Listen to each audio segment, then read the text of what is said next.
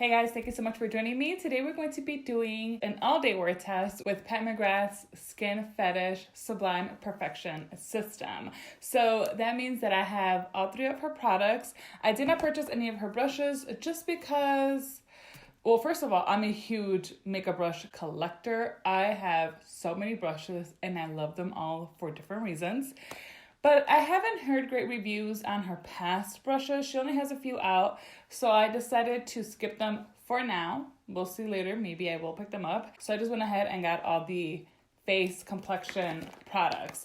So we're going to be testing out the primer, the foundation, and her newest setting powder. Then at the end of the day, I will come back and let you guys know how it wore on my skin and what I think about the products thus far. So as I typically do, we're going to start off with priming our skin. So this is her Skin Fetish Sublime Perfection Primer.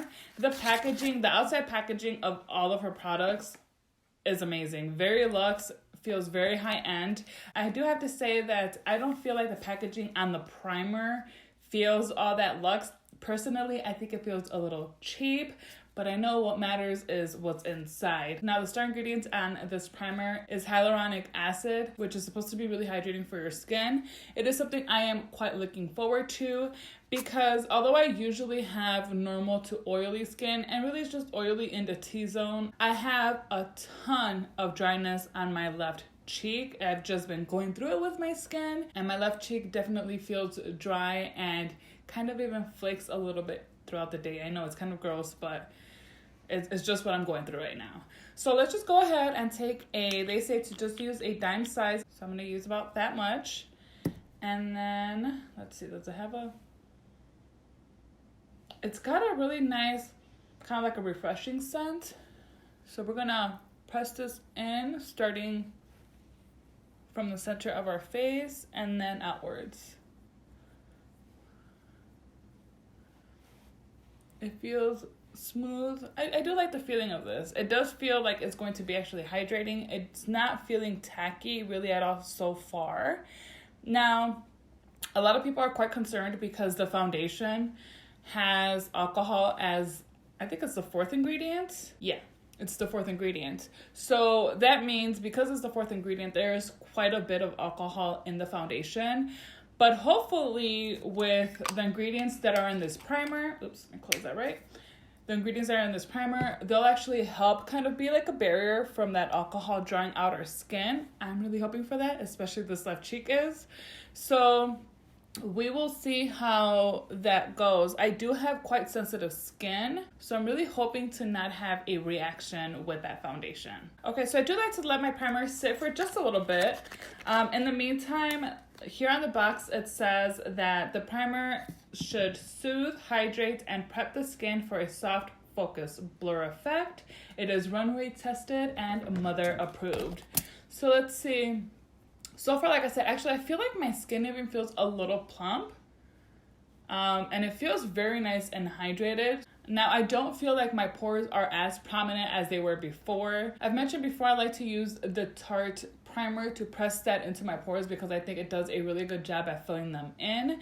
But we're only going to use this today, and so far I do like how my skin is looking. Onto the foundation. So this is the Skin Fetish Sublime Perfection Foundation. I have mine in the shade Light Medium 14. There are a total of 36 shades in this range, and she divided them up where there are 5 levels. So there's a light, medium, medium deep, and then deep. I actually think it's quite great because it helps you narrow down what group you're in and then take it from there. The packaging on this is beautiful. So it opens up like this, and here is the frosted foundation bottle. Now, this is supposed to be, depending on how you apply it, if you apply it with your fingers, you can get a sheer coverage. I don't really like to use my fingers for foundation. I'll do it sometimes, but it's not my preferred way of doing it. I like to use a brush, so that's what we're going to use today. So you can build this up to a medium coverage. It's supposed to leave you with a satin finish, so it's not going to be too matte, which I am quite excited about. And let's see how else are they describing this foundation? So they say it's a buildable, perfecting coverage, it's a weightless texture, sublime satin finish, runway tested, and a mother approved. So let's go ahead and try this out. I'm so excited. I've been super excited to try this since it was first announced that she's coming out with the foundation, and I felt like that was ages ago. So, okay, let's see. I'm going to do, ooh, that is very watery. So that's just one pump. And you see how quickly that's running down? Okay, let's just go ahead and do 2 pumps and see where we're at with that. So I'm going to use this foundation brush. This is one of my favorites. It's from IT Cosmetics, and it is the All Over Heavenly Luxe Complexion Perfection number 7 brush. And then I'm going to start here in the center. Yeah, so I'm quite happy actually with the shade Match. I think it looks pretty good. No scent to the foundation either. So that's good because that's one less irritant that we have in this product.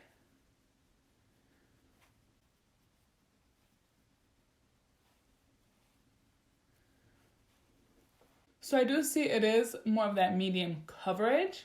So I am going to build it up and do another layer over this, mainly because I have quite a bit to cover today. I don't know if you can build this up to a full coverage. I really don't think so because of its consistency. And it's not really, again, something I'm going to try to do. I just want to add a little bit more coverage, more like to the center of my face. Okay, so this is 2.5 pumps of the foundation. Here I have a little bit more. I am going to take the rest of this and apply it right here on my cheeks. So here I'm just going to press it in.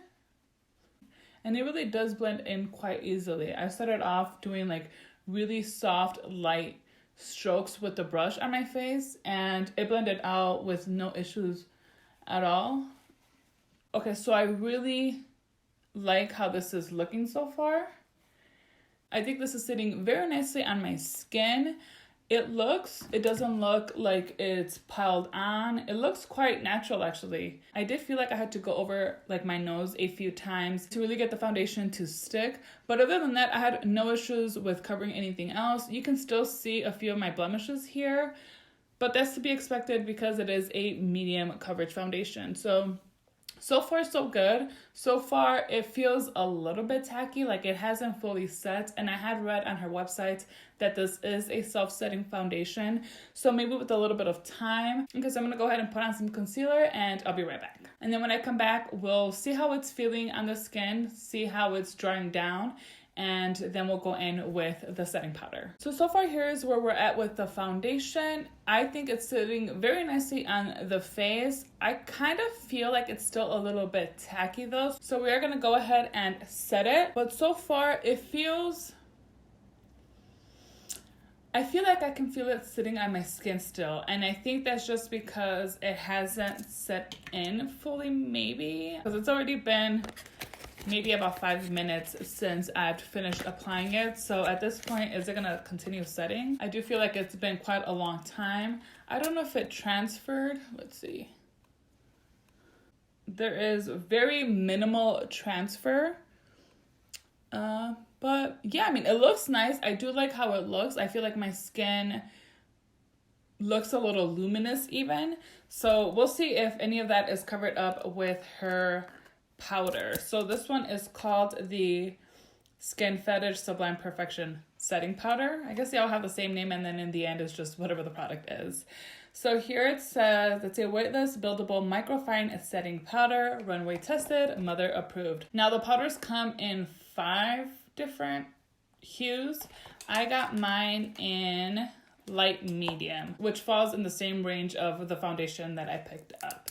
So it has like this little protector there. It's just a little sticker once you take it off. Oh, yeah, you're not going to be able to put it back on. I did not expect that. That kind of scared me. And wow, that looks like it's going to be a mess. Okay, it's all over the place. So I'm going to just grab some of this and put it on the cap. Okay, I don't know. I did not expect that.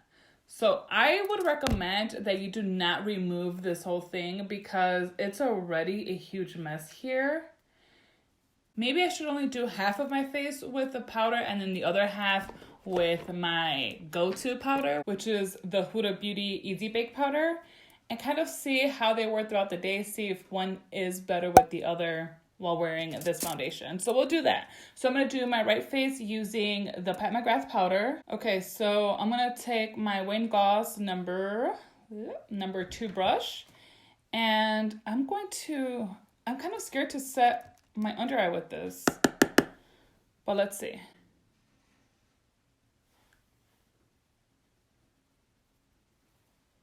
Okay, I felt like that darkened my under eye a little bit. Maybe it's not for the under eyes. Okay, I'm just gonna press it here.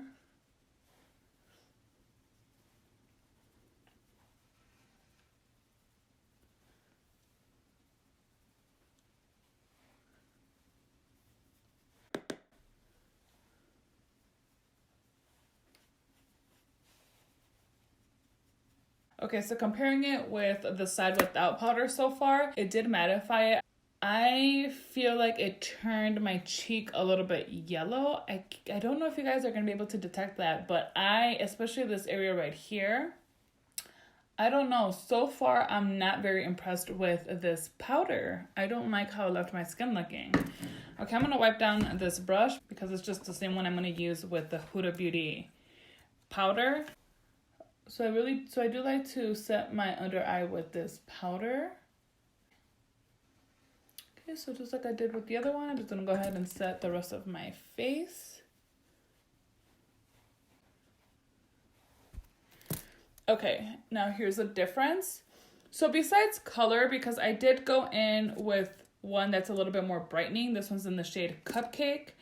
I did not expect this light medium one to have such a yellow color to it, so I'm a little bit upset about that, just because I think I won't be able to use this unless I'm actually self-tanned. So now I'm just gonna go ahead and do the rest of my makeup and let you guys know how everything pretty much applied over it before I check out to check back in for an update. Okay guys, so we're back. It is exactly 7 a.m. I actually have to get going soon because I have to go to work, but this is how my makeup looks.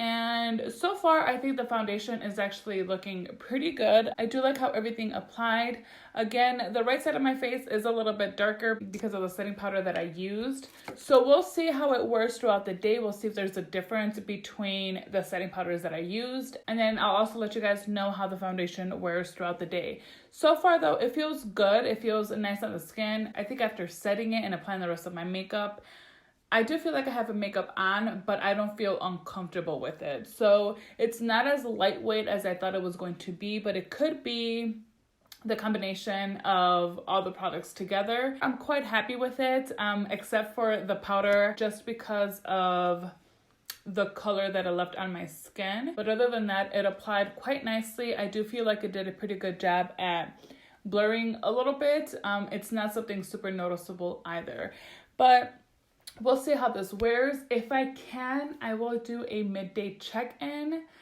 No guarantees on that though, because I'm really not sure if I'm going to be able to. But I will come back when I'm done with work and let you guys know how it wore throughout the day, how it feels, and we'll take it from there. So I will see you guys in a little bit. All right, so we've reached the 11-hour mark. It is currently 6:09 p.m. and I've got to say, so overall, I need to blot. I really feel like I need to blot my face. It's something I do anyway throughout the day, but today I wanted to refrain myself from doing that just to see how the actual foundation, primer, and the setting powder worked out. So I think once I blot, I'll have a better idea as to how I personally like this foundation. But as of right now, I'm happy with the fact that it didn't really separate, and it also didn't emphasize any of my dryness. I do look very oily, and I feel that I am very oily. So that is a little bit of a setback, just because I was expecting a little bit more from this. But then again, I have had on my foundation for 11 hours. So that's quite a long time. I started seeing that my oils were breaking through at around noon. So at that point, it's when I would typically blot. But I didn't today, which is fine. My skin obviously still looks very luminous. I'm just not comfortable with it being as oily as it looks. There is a little bit of redness peeking through on my cheeks, a little bit on the sides of my nose.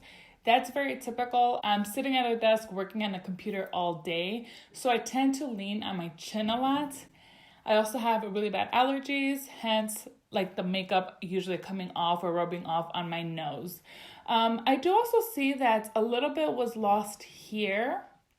I don't know if at some point I might have touched this area because this is my sensitive side. So it could have been something I did because over here I don't see that. As far as the two powders that I used and what side looks better, I don't really notice much of a difference like on my face, but on my under eyes, I think my right side, which is where I applied the Pat McGrath setting powder, looks a little bit drier and the dark circle is a little bit more noticeable. Besides that, I think the powder is probably just more intended to set the actual foundation and not a concealer. So I would not recommend it for the under eye. Now, I am dying to blot my face, so I'm going to go ahead and do that. I'll probably speed up through this portion here because, I don't know, it's kind of disgusting. Who wants to see somebody else's oils?